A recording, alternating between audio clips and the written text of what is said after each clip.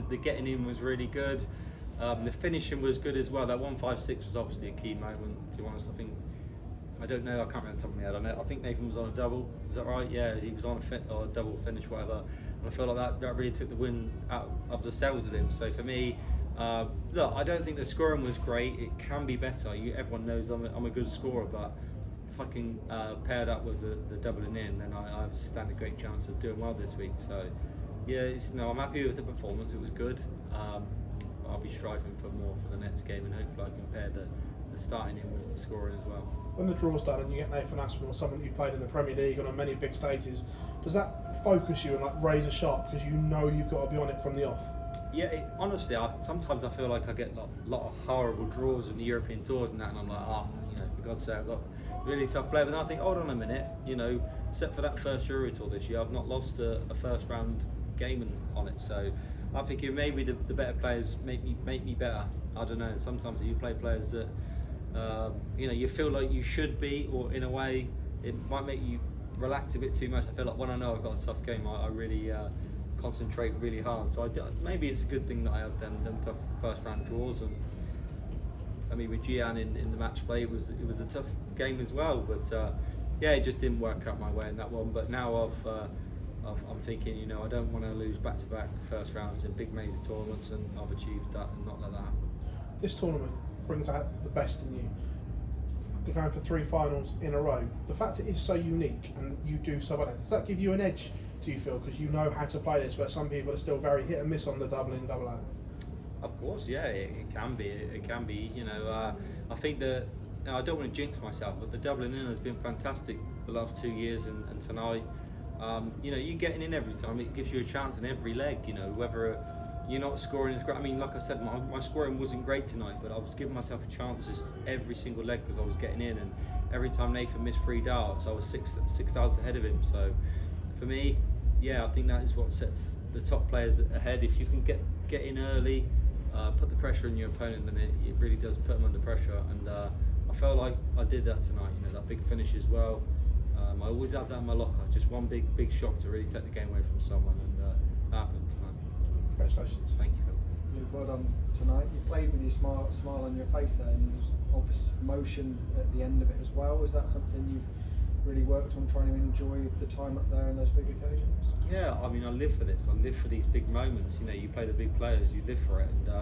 And Nathan's a big time player, and I've played him so many times. I've got a great winning record against him, but I know that he's one of them players that can really spark into life and really put you under pressure. I played him 2 or 3 weeks ago in the European Tour, and he played really well against me. So I know that I'm always in for a tough game with him. We always have good games, but tonight I think my getting in was the crucial part of the game. And at that 1-5-2, I think in the first set, in the 5th leg, and the 1-5-6, it's just. I know a lot of people say it, but that's what it is in darts. Big shots at the right times really do make a difference.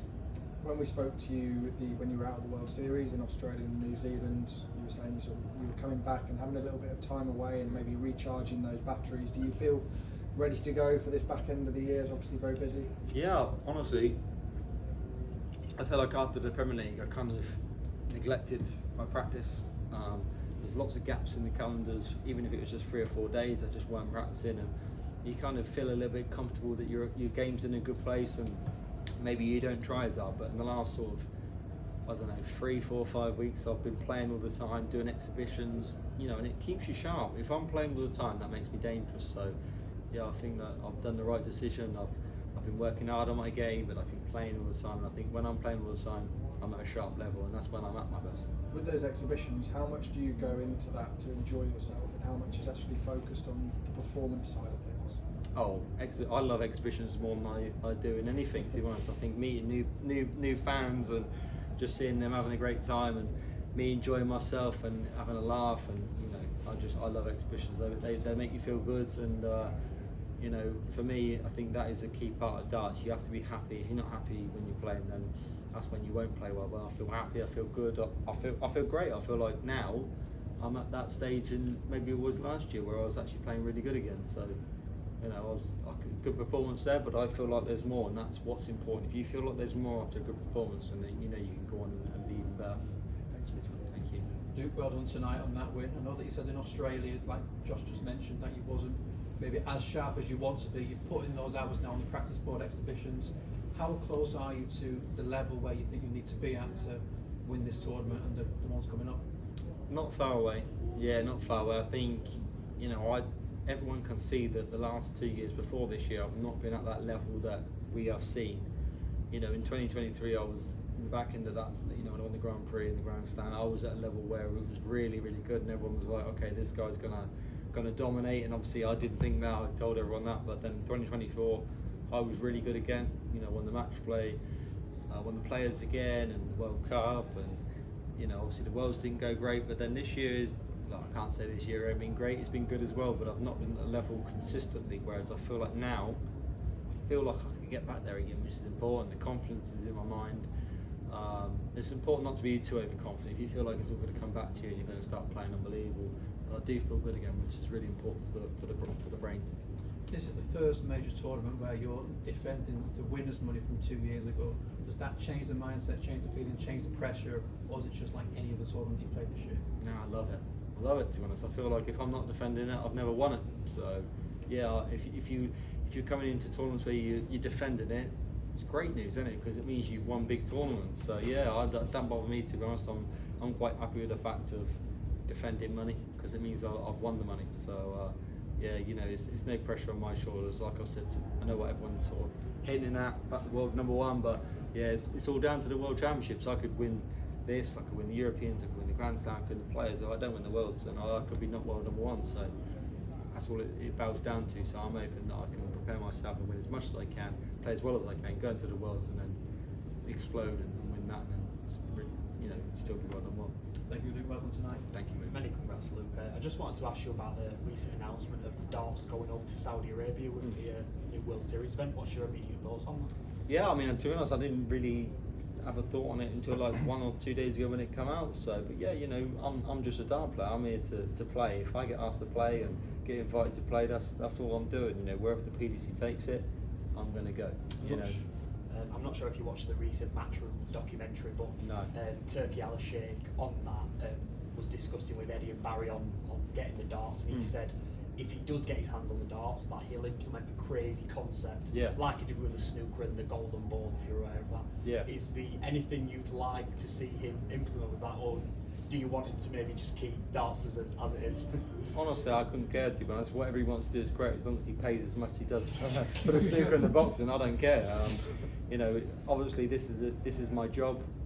I know a lot of people obviously think that it's not the greatest thing, but I think it's good. I'm happy to play in it, but you know, we're trying to grow the sport around the world, and you know, Saudi Arabia seems to be this new hotspot. Boxing took him for it, snookers took him for it, darts obviously now. So yeah, you know, I don't really have too much input about it all, to be honest. I'm just, if I'm picked, I'm there. You know, wherever it is, if it's there, if it's Japan, if it's South Africa, if it's Australia, I go. You know, so I don't really have much input, to be honest. But we can only but see what happens in January. If it's a good success, then it's great. If it's not a success, then who knows?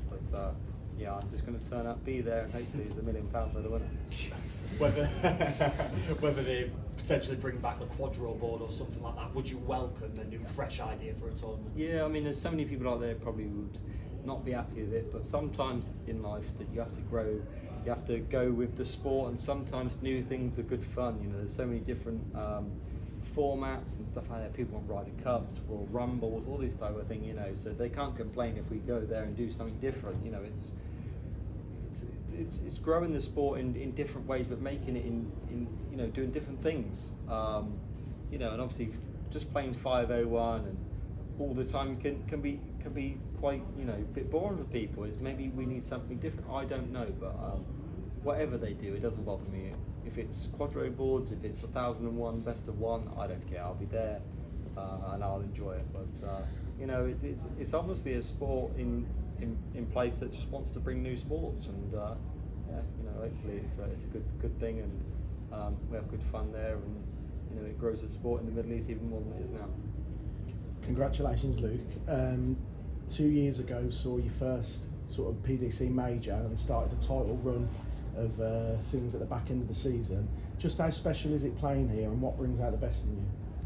Yeah, well, I think the thing that brings out the best in me is the double in. I think it makes me a better player. I think my double 16 hitting has always been really good over the last 3 or 4 years, but definitely, the last 3 years coming here, it's been great. And yeah, I just think my doubling in is what brings out the best in me.